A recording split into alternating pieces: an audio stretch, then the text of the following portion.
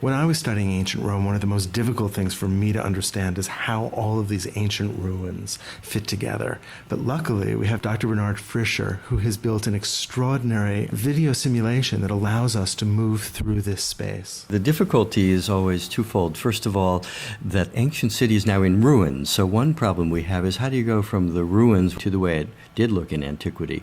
Secondly, we only have random ruins. We don't have everything. So even if you could visualize what the Pantheon looked like or the Colosseum, they're a mile apart in the city. What was everything else? Most of it is missing. So the visualization is trying to put the whole city together. And so let's take a look. Okay. It is just beautiful. We're now flying low over the city, over the Tiber. It's a good place to start because, you know, the Tiber does divide Rome into two parts. And I see in the distance a very large temple. That's the temple of Jupiter Optimus Maximus, Jupiter the best and the greatest, which was the main temple of the Roman state cult. And it's on top of the Capitoline Hill, which because of this temple and some others was considered the center of the state cult and the state religion. So what moment in Rome's history have you chosen? This is notionally the year 320 AD, the peak of Rome's urban development, certainly in terms of public architecture, for the simple reason that the emperor at this time was Constantine the Great, and shortly after this year, he moved the capital from Rome to his city of Constantinople. Okay, so we're flying up the river, and after the Capitoline Hill, we see the Palatine Hill, another one of the 7 canonical hills of Rome. And the Palatine is obvious to anybody who visits Rome. If you're in the Forum, this is the great hill with the palaces. In fact, the word palace derives from the word Palatine. The Romans, as time went on in their history, said wherever the emperor is, there the palace is, or the Palatine. So the term palace got detached from this physical hill and came to just mean a place where the ruler lives. And actually, as we're flying past what is the Circus Maximus, I see the Imperial Palace. This is so large, it has literally enveloped the entire hillside. We have to remember this was not only where the emperor lived and his family with him, but it was also the center of government.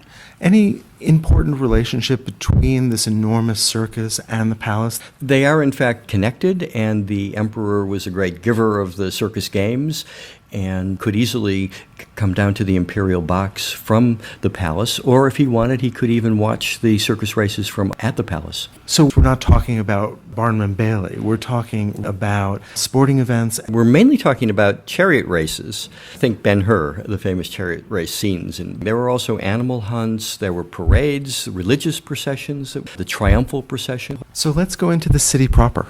We know that Rome was this mercantile culture that had real markets. How much do we know about the daily lives of the inhabitants? We know a huge amount. We know about their hundreds of trades and professions, the different social classes. We know about their diet. We know about their longevity. The scholars have really reconstructed in great detail what everyday life was like. So one of the most impressive structures that I'm seeing is this aqueduct, this highway for water. Yeah, the Romans are famous for their aqueducts. They never could have had the big city of 1 million or even 2 million that we're now seeing without the aqueducts. It brought water in from 20 or 30 miles away in the mountains. They kept this gravitational system working by getting the sources up in the mountains, bringing it down into the city in the valley, which gave the force to the water. And they were able to somehow calculate a slope of even just 1 foot every 2,000 feet, which is remarkable. We don't know how they could measure so accurately so that the water kept moving gently downhill, but relentlessly downhill. There is this kind of ambition, this notion that man can control nature, does not need to build a city where the water is already, but one can actually bend nature to man's will. The Romans were remarkable engineers. They used the water for drinking purposes, obviously cooking and so on, but also a lot of these aqueducts ended at great fountains, but also in the great public baths. So this area seems to be sort of set apart from this denser urban part of the city. And these are the baths of Trajan. Yes, these were not the first public baths, but they were the baths that gave the standard design for public baths. A block of bathing buildings in the middle of a kind of a garden area delimited by a wall. And we were talking earlier about the way in which the emperors would provide for the well-being of the city, and this is really a prime example. So now we're moving to some of the most well-known monuments in ancient Rome, the Colosseum. But we're in a fairly late moment in Roman history. Before the Colosseum, wasn't there another palace here? There was. The Colosseum was built by the Emperor Vespasian, who became emperor in 69 AD. after the suicide of Nero, a very unpopular emperor. And one of the reasons he was so unpopular was that after the Great Fire of 64 AD, in which a lot of the city was destroyed, he took over 100 acres in the heart of the city and converted it from private property to his own personal use as a palace, the Golden House of Nero. And the Colosseum was actually a lake in that palace.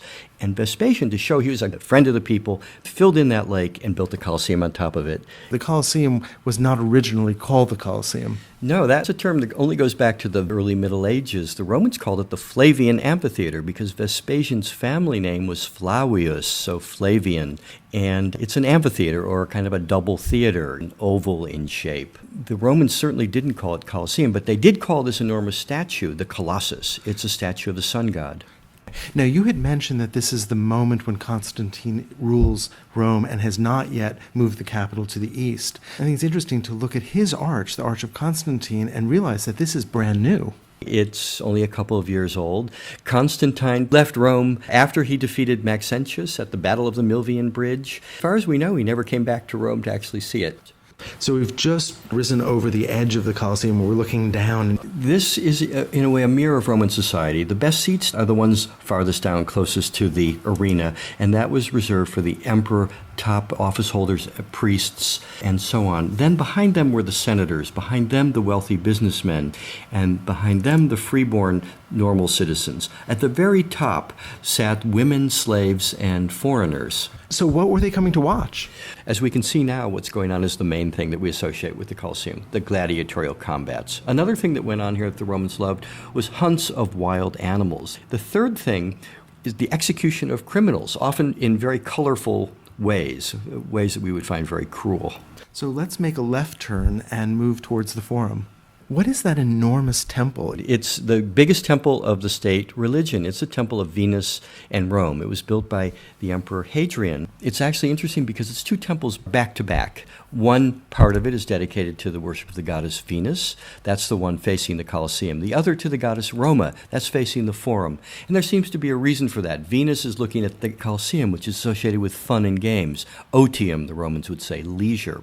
Whereas Roma is a more serious goddess. She's facing the Forum, which is the area of negotium, or business and work. Okay, so now we're moving over to the Forum itself. And we'll stop first at the Basilica of Maxentius, the last of the great civic buildings built in Rome before Constantine moved the capital. This is a huge structure, and if the word basilica is familiar to us, we often call churches basilicas now. For the Romans, it was a civic building used mainly for courts. The Christians adopted the building form because they worship inside. So they adopted this pre-existing building form and gave it a new content. So now we're moving into one of the most complicated parts of Rome, and especially when you try to look at the ruins and understand how these buildings related to each other. I always say the Forum is like the mall in Washington. It's a big open public space used for public events like parades and speeches. The buildings around that open space are also public, and they are courthouses and temples. Then on the Forum Plaza are, as in the case of the mall in Washington, monuments commemorating great men and important events. Adjacent to the Forum, private property was increasingly bought up so that each emperor could build his own forum, the so-called imperial, or fora of the emperors. We've made a full circle, and we're now looking again at the Capitoline. We're flying over the Roman Forum. We'll actually come back to it. We're flying over the Capitoline Hill. Now we can see the Temple of Jupiter, Optimus Maximus. And we're going beyond, back toward the river, where we find a big flat area of Rome called the Campus Martius, the Field of Mars. It was called that because in the Roman Republic, when there was a citizen army, the army would meet here and train. Now, we've just moved over this lovely squared pond, and we're looking at the flank of an enormously important building, the Pantheon. The rotunda, the round part, we wouldn't really see in antiquity. We would see the part that has the 8 columns across the front that looks like a traditional temple. We like to say that it was built as a building with a surprise on the inside, because it does look like a regular Greek or Roman temple, but when you get inside, that's when you notice that there's actually the rotunda. I just want to spend just a second marveling at the scale of this structure. Look at those columns. They are enormous. The ability to get stones that large upright is just a phenomenal feat in itself. It's phenomenal, and even more so when you consider that this is granite and it's all from Egypt, so it was brought from very far away. This is a building that celebrates the Roman emperors. This building we know had statues of Julius Caesar and then Augustus, so we think that this building then was dedicated always to the worship of the emperors. So this space opens up just magically. It does, and the magic is really remarkable. I've taken many visitors there, and I've asked them if they have the same experience that I've had. If you stop right on the threshold and you hold your head straight, I always say, what can you see? And everybody always agrees. You can see the hole in the dome up at the top. We call it the eye. You can see the floor, and you can see the two sides, left and right. That is to say, this is a grandiose space, but it's right at the limit of human vision. And for me, it always defines what is the classical, which is always derived from the human form, its proportions, and its limitations. And by building a building that exactly corresponds to the limits of our vision, it ennobles us. It makes us feel as big and great as we can feel as humans. It doesn't reduce us. Had it been 10 times bigger, we would have felt ourselves reduced to the size of an ant or something. The building is obsessively concerned with circular form, but it also is concerned with squares. If we look at the floor, we actually see this play of squares and circles. And then, of course, there are the coffers that create this beautiful sense of rhythm. Absolutely. And notice we also there get the play of squares and circles, because these are square coffers that give us a semicircular dome.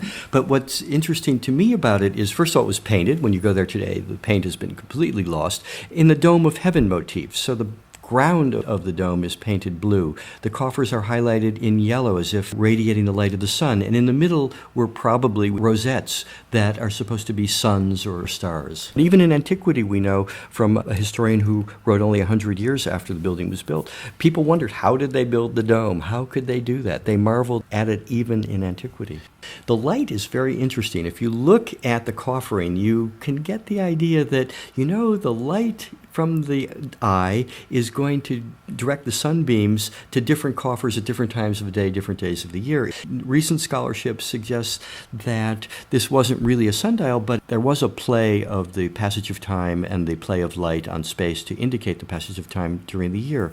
There is, though, one alignment that seems to be very intentional, and that is that the sunlight coming through the eye at noon on April 21st exactly illuminated the main doorway of the Pantheon. Remember, Hadrian was the man responsible for the Pantheon in this phase. April 21st was the birthday festival of Rome. Hadrian was very interested in the birthday festival, changed the name to the Romaya, festival in honor of the goddess Rome. He seems to have aligned the building in such a way that there would be this dramatic effect at noon. And we can only imagine there must have been some sort of birthday festival happening in the Pantheon that day.